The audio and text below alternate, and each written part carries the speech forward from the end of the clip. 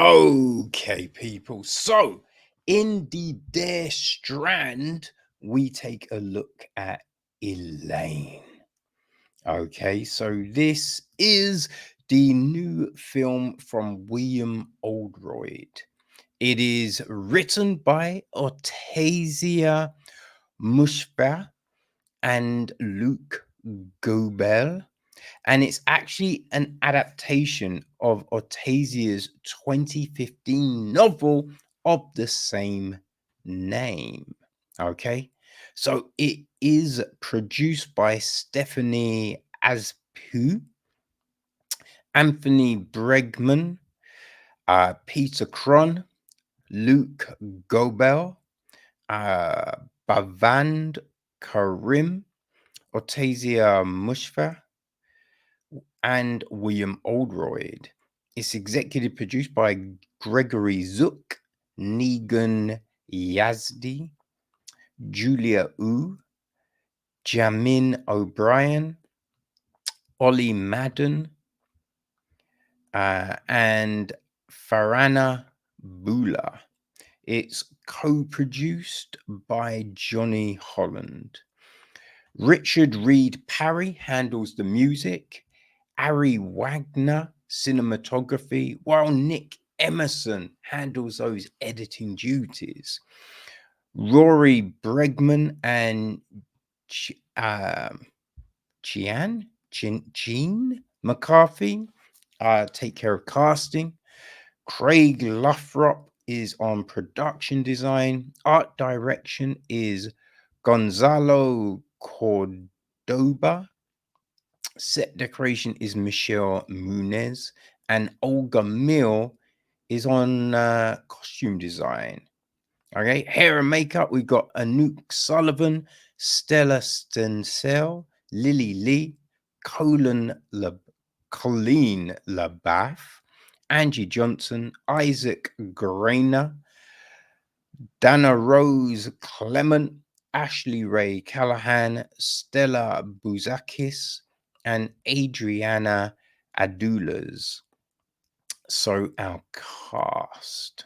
Well, people, Thomasin McKenzie is Elaine Dunlop. Her father, Jim Dunlop, is played by Shea Wiggum. We have got Lee Polk, played by Sam Nivola, right? And who is playing his mother? Huh. Well, that's a bit weird. I cannot find. Yeah, that is very weird. Siobhan Fallon-Hogan is Mrs. Murray. Mrs. Stevens is played by Tony Patone. William Hill is the intake guard. Owen Teague is Randy. All right, Dr. Fry is Peter Van Borg. All right, Rebecca is played by Anne Hathaway. Okay, Buck Warren is played by Jefferson White. The cop is played by Patrick Noonan. And Joseph is played by Patrick Ryan Wood. All right, Mary is played by Gavin K. Barfield. And DeMarco is played by Mason Petagrasso. DeLuca is played by Spencer Barnes. Sandy, played by Brendan Burke. Pat, played by Julian Galvans. Right.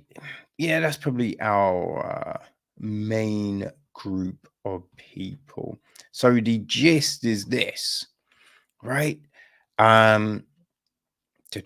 Elaine's days pass with listless fantasies of sex and suicide until Rebecca sets her world alight.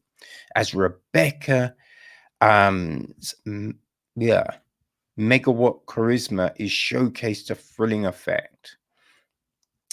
Man, this is such an interesting like piece, right? So it's set in 1969. Yeah, I believe it's 1969 Boston, right? And yeah, you really do get that feel, right? No, well, 1960s Boston. Just the tones, the clothes, everything gives you this really great feel. Have a tremendous use of music in this film, right? That just really just invokes all of these different emotions. And then you've just got this fantastic script, right? So we meet Elaine and or Ellen even, right? And she's in a car watching people make out. You don't know if she knows them or, but yeah, she starts to fantasize. Now we see her open a drawer, get some snow, and put it in her underwear to cool herself off. I will say that snow looked dirty as hell. Like that snow looked dirty as hell. I'm just like, yo, at least pick a clean spot of snow, man. Like, what are we doing? But yeah, like throughout the film, we see her have these different kind of, you know, daydreams, fantasies, which really then does make certain moments pop even more when you realize the difference between the fantasies and the realities. That was really well handled. But the big thing, so she works in this prison, right? She's kind of like a secretary, but she kind of has to search the women when they come in to speak to their husbands and boyfriends and all of that kind of jazz. So she's doing different things, and we see her looking out the window and, just kind of contemplating stuff, right? Looking at some of the prisoners and wondering, being like, right? So we have all of this. And then she goes home. And also at work, the other women, they're not necessarily the nicest. Now, some of that you feel is, some of that Boston, you know what I mean? Just vibe, right? It's just, the way you take the piss out of a friend type of thing. But yeah, some of it not necessarily that nice, right? Then she goes home. Her dad is a straight up alcoholic, and you know he's not the nicest to her. Not the nicest to her. Prefers her sister. So we can see her subjected to all of this different stuff. And, like everyone, she just wants to be happy, right? Just wants to be happy, just wants someone to want her, right? Want to be around her, want to treat her nicely, wants to hold her, you know?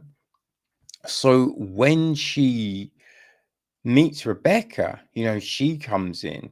Firstly, everyone's head is getting turned by Rebecca, but Rebecca kind of stands up for Ellen, right?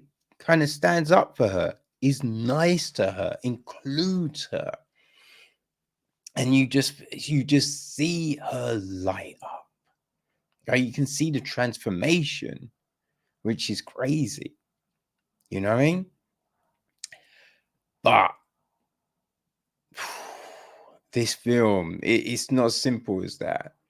Right? You see these different layers of manipulation, these different ways people like try and gaslight someone, right? And it's relationships, and we see those different types of relationships, the way people are treated and what they deem to be acceptable behavior.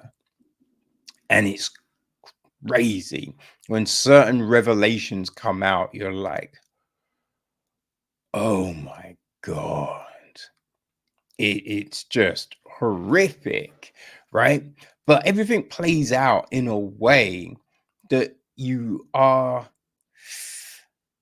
I mean, you can definitely understand it, right? You definitely understand. You don't see a lot of things that happen, you do not see them coming, which is fantastic, right? Which is, part of that whole fantasy dream situation, right? So, yeah, you just have this stuff go down, and it's just like, yo, man, it just hits you in so many ways.